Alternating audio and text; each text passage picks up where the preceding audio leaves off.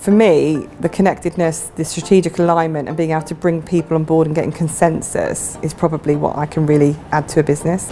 Hi, I'm Lacey Barnfather and I connect, align and deliver on the vision of the organisation. Sort of strong business background into internal consultant roles, process improvement, change, strategic alignment, and then on to sort of more internal improvement, leadership teams, heading up business design departments, moving into CX, and really just making things happen and getting stuff done across the business that needs to happen. When I walk out of the office, I think the real difference I make in any organisation is I somehow seem to connect people.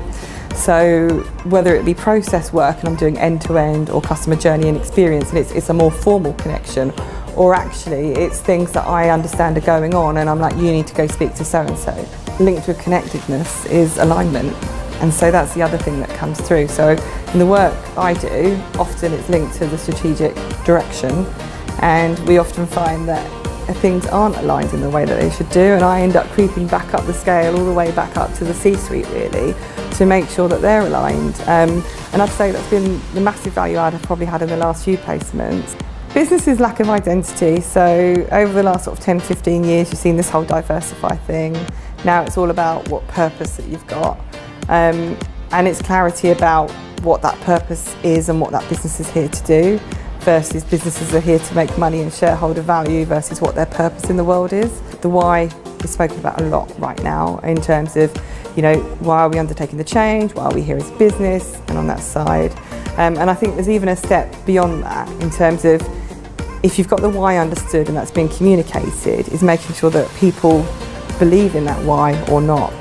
And this is where I've come in sort of generally more so in businesses recently, is actually spending that time with the stakeholders right at the top of the business in the C-suite, all the way through, and saying, do you actually sort of believe this change that we're undertaking? Will it bring the benefits? You know, are you on board with it? My first job out of uni, when I was with Metronet, I put a system in to eradicate pretty much fraud in terms of the construction industry on the underground, where the workers had to swipe in and out of site in order to gain access. And we saved 16 million in 6 months because that programme ended up £2 billion overspent. The money was literally running out of it. And that was me personally down tube tunnels in hard hats, high vis, steel cap boots at 4 AM talking to site managers.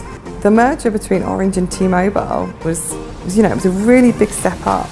It was the biggest merger in UK history, and I literally was working with a team of 13 process consultants across both companies, looking at all the things the organisation needed to do and identifying who was going to do that.